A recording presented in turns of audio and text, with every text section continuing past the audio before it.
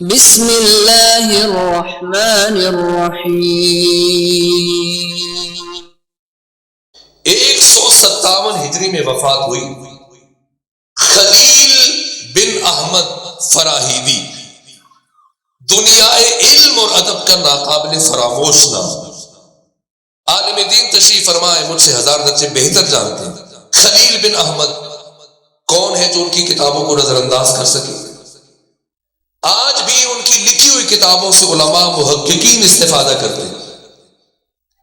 خلیل بن احمد فراہیدی متوفا 157 ہجری۔ کسی نے پوچھا جناب خلیل علی سے متعلق کچھ بات کریں، کیا کہوں؟ علی اس کائنات کا سب سے بڑا مظلوم ہے، جس کے فضائل کو دوستوں نے بھی چھپایا اور دشمنوں نے بھی چھپایا۔ دوستوں نے ڈر اور خوف کی وجہ سے، دشمنوں نے حسد اور کینے کی وجہ سے۔ ادھر بھی کتمان، ڈر تھا کہ علی کے فضائل ان دو کتمان کے درمیان نابود ہو جائیں، ختم ہو جائیں، لیکن علی کے فضائل اس درجہ بے انتہا اور لامحدود تھے کہ تمام تر کتمان کے باوجود علی کی فضیلتوں نے مشرق و مغرب کو اپنے نور سے منور کر دیا۔ یہ خلیل بن احمد فراہیدی ہے۔ اور اس کے بعد آ جائیے ائمہ اربعہ، امام احمد ابن حنبل، جس طرح سے امام ابو حنیفہ 150 ہجری میں ان کی وفات ہوئی، نعمان بن ثابت کی، امام شافعی کی 204 ہجری میں، اور امام احمد ابن حنبل، ان 4 اماموں میں سب سے آخر میں دنیا سے جانے والے، متوفا 241 ہجری۔ ان سے متعلق ابن جوزی نے فضائل امام احمد ابن حنبل تحریر کی، جن کی وفات 571 ہجری میں ہوئی۔ یہ ابن جوزی، انہوں نے کتاب الفضائل میں یہ جملے تحریر کیے کہ امام احمد ابن حنبل کا بیٹا عبداللہ بن احمد بن حنبل متوفا 290 ہجری، اپنے باپ سے سوال کیا، ماذا تقول فی تفضیل صحابہ؟ بابا، آپ کا تفضیل صحابہ سے متعلق کیا نظریہ ہے؟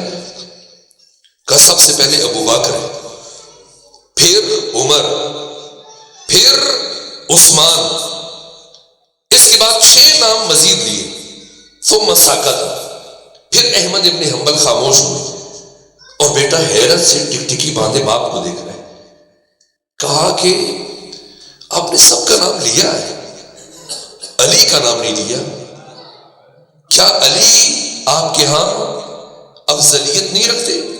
اتنے نام لے لیے، کہا کہ علی لیسا من الاصحاب بل هو من اہل البیت لا یقاس بہم احد۔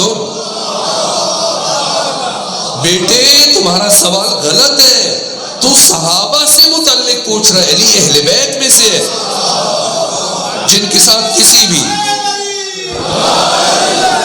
کسی انسان کا تقابل کرنا ممکن نہیں ہے۔ یہ امام احمد ابن حنبل ہے۔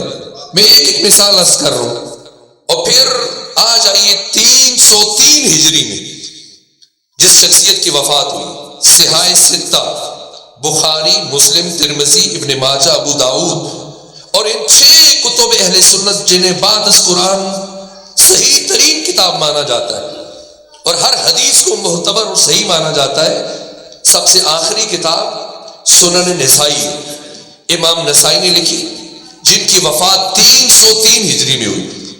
یہ امام نسائی جنہوں نے امیر المومنین کی شان میں 1100 اسناد کے ساتھ صحیح الاسناد احادیث کو جمع کیا، اور علی کی فضیلت پر مشتمل احادیث کے اس مجموعے کا نام خصائص امیر المومنین رکھا۔ اور جب یہ کتاب لکھی تو شام میں غوغا برپا ہو گیا. ظاہر ہے اپنے زمانے کی بہت بڑی علمی شخصیت ہے. تو اہل شام ان کے پاس جمع ہوئے اور مطالبہ کیا. کہا کہ جیسی کتاب علی کے بارے میں لکھی ویسی کتاب امیر شام سے متعلق بھی لکھو. جیسے فضائل علی سے متعلق لکھے ویسے امیر شام سے متعلق.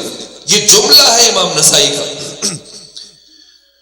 آج قومی اسمبلی کے اندر بیٹھے ہوئے غیر ذمہ دار افراد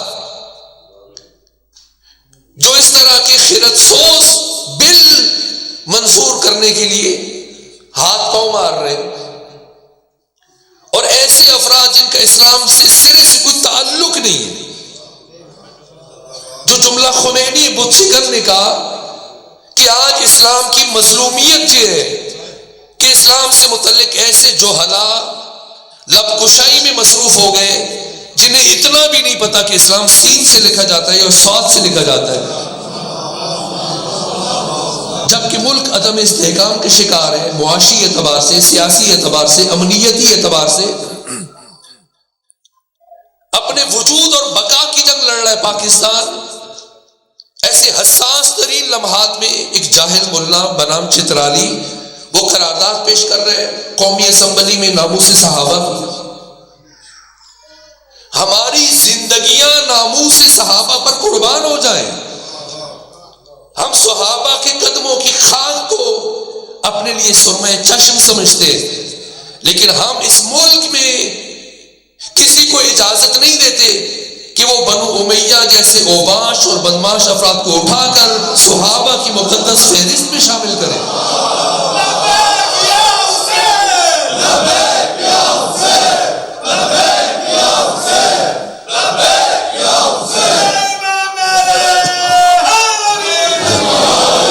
قطعی طور پر یہ ناموس صحابہ بل نہیں ہے، یہ اہل بیت دشمنی اور علی دشمنی کا اظہار ہے. پہلے تین خلفاء، یہ چاروں کو آپ خلفاء راشدین کہتے یا نہیں کہتے اپنے اسکول کی کتابوں میں، نصاب کی کتابوں میں، کہ خلفاء راشدین چار ہیں. راشد یعنی ہدایت کرنے والا اور ہدایت یافتہ. تو جو پہلے تین کے مقابلے میں آئے انہیں آپ مرتدین زکوٰۃ کہہ رہے ہیں، انہیں آپ مشرک کہہ رہے ہیں، انہیں واجب القتل کہہ رہے ہیں. تو علی کے مقابلے میں آنے والے کو آپ رضی اللہ کیسے کہہ رہے ہیں؟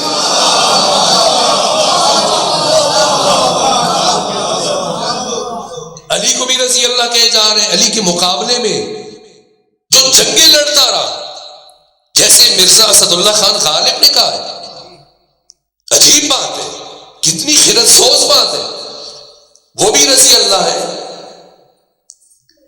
یہ صرف اور صرف علی دشمنی میں،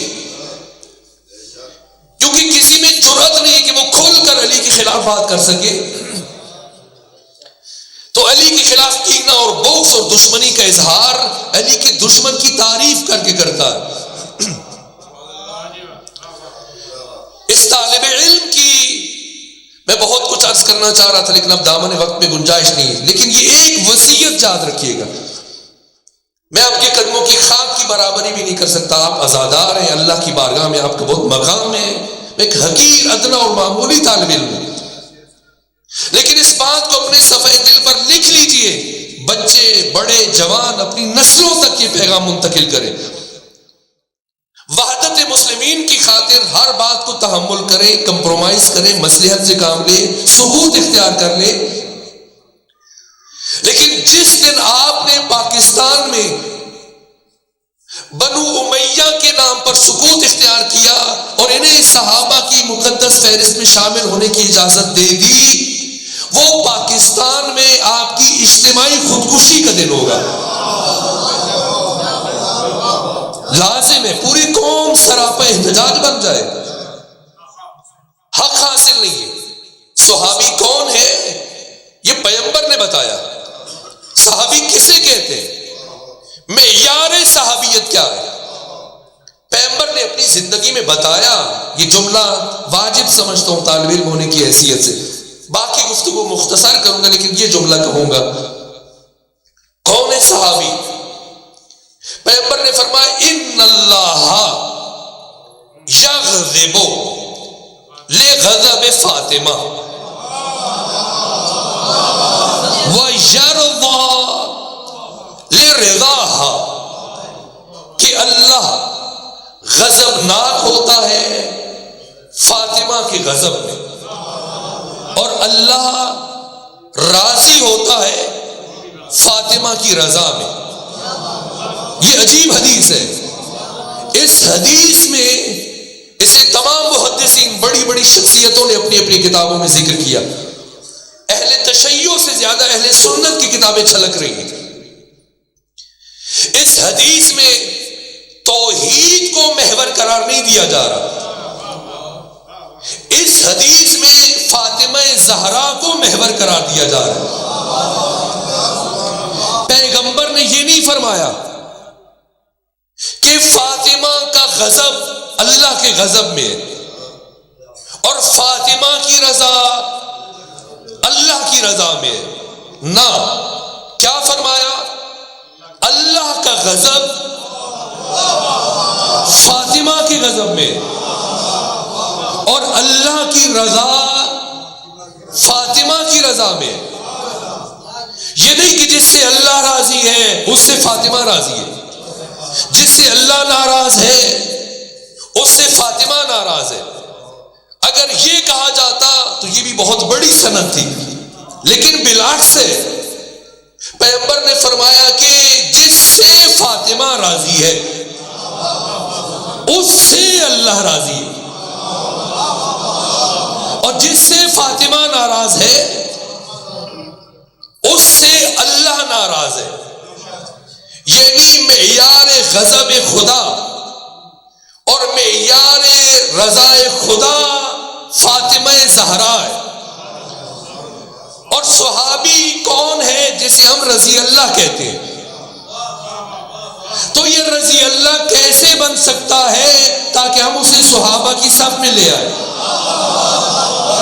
تو رضی اللہ بننے کا واحد معیار ذات فاطمہ زہرا ہے، جس کا سر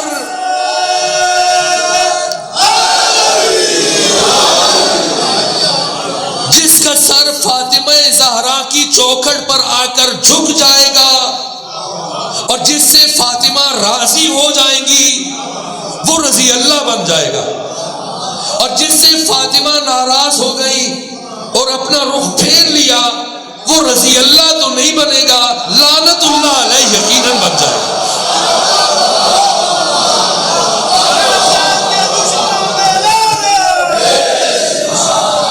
یہ امام نسائی جن کی 303 ہجری میں وفات ہوئی، تو ان سے مطالبہ کیا اہل شام نے، جیسی کتاب علی سے متعلق لکھی ویسی کتاب امیر شام سے متعلق لکھو۔ یہ جملے موجود ہیں، مسلمان جائیں خصائص علی کے مقدمے میں پڑھیں کیا لکھا۔ سیاہ ستہ میں سے ایک کے مؤلف امام نسائی نے لکھا ہے، ان کو جواب دیا۔ تمام اہل تسنن کی بڑی بڑی کتابوں میں بات موجود ہے۔ امام نسائی نے کہا جس شخص کی تم بات کر رہے ہو اگر قیامت کے دن وہ اللہ کی عدالت سے اپنی جان چھڑانے میں کامیاب ہو جائے تو یہی اس کی معراج ہے، یہ اس کے لیے بڑی بات ہے۔ چب رسد کہ میں اس کی فضیلت کہ میں نے تو اب تک کسی حدیث میں اس کی کوئی فضیلت نہیں پڑھی، اگر تم نے پڑھی ہے تو بتاؤ، لے آؤ، میں لکھ دیتا ہوں۔ اور اہل شام نے اتنا مارا لکڑیوں سے، ٹھٹوں سے، پاؤں کی ٹھوکروں سے کہ ان کی ساری پسلیاں ٹوٹ گئی۔ اور شہید عشق علی امام نسائی اس بے دردی سے شہید ہوئے، اور مسجد الحرام خانہ کعبہ کے ایک دروازے میں ابھی بھی ان کی قبر ہے۔ یہ امام نسائی ہے۔